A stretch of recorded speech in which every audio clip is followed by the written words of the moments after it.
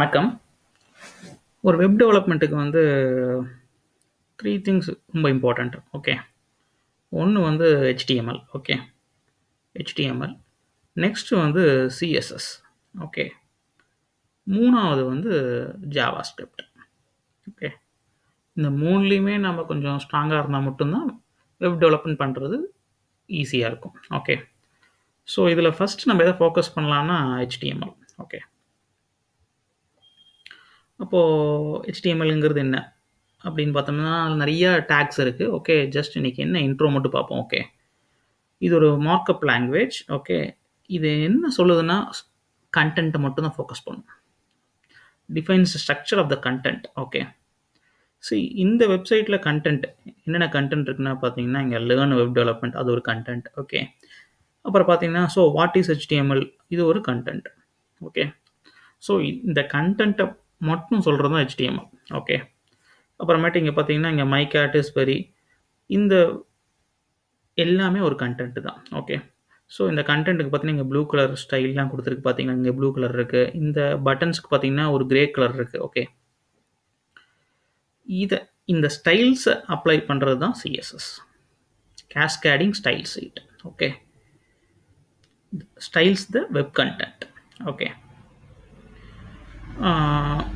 இப்போது வெறும் CSS இல்லாமல் HTML மட்டும் இருந்துச்சுன்னா ஒரு யூசர் ஃப்ரெண்ட்லியாக இருக்காது, ஒரு கலர்ஃபுல்லாக இருக்காது. ஓகே, நம்ம இது எல்லாமே ஒரே பேஜில் இருந்துச்சுன்னா ரொம்ப கஷ்டம்.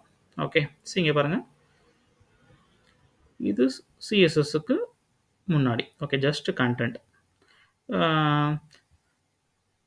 CSS அப்ளை பண்ணி முடிச்சதுக்கப்புறம் it looks good. Okay,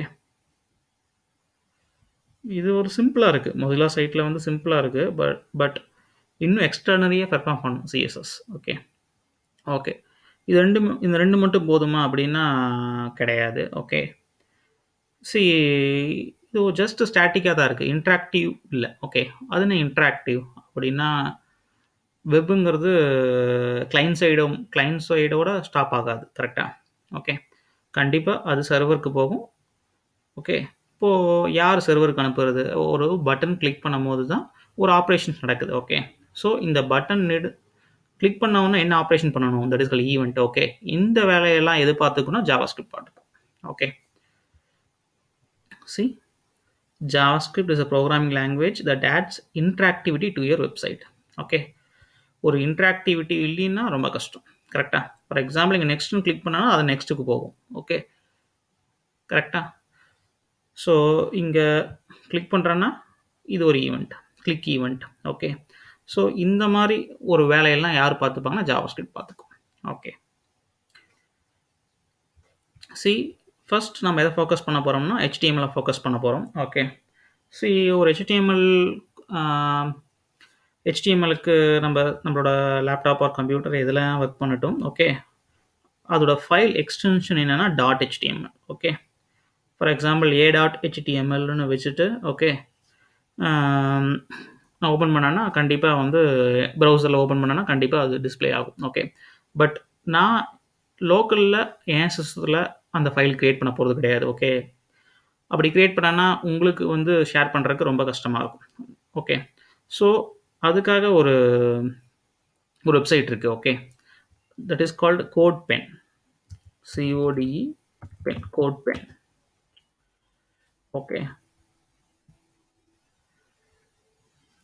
okay, see எல்லாருமே இந்த CodePenல சைன் அப் ஆகிக்குங்க. ஓகே, சி இட்ஸ் இது கண்டிப்பாக வேணும்னா இல்லை. ஓகே, பட் ஈஸியாக ஷேர் பண்ணலாம், உங்கள் ஃப்ரெண்ட்ஸுக்கு ஷேர் பண்ணலாம். ஓகே, நான் ஒரு டிசைன் பண்ணியிருக்கேன், நீ பாருன்னு சொல்லலாம். ஓகே, ஸோ இது ரொம்ப ஈஸியாக இருக்கும். ஸோ அதனால் இந்த CodePenனை தான் நான் யூஸ் பண்ண போகிறேன். ஓகே, ஜஸ்ட் எல்லாருமே சைன் அப் ஆகிக்குங்க. ஓகே, சைன் அப் ஆகிட்டு க்ரியேட் பண்ணி வச்சுக்கோங்க. நெக்ஸ்ட் வீடியோவில் நான் வந்து எப்படின்னு சொல்கிறேன். Okay, thank you.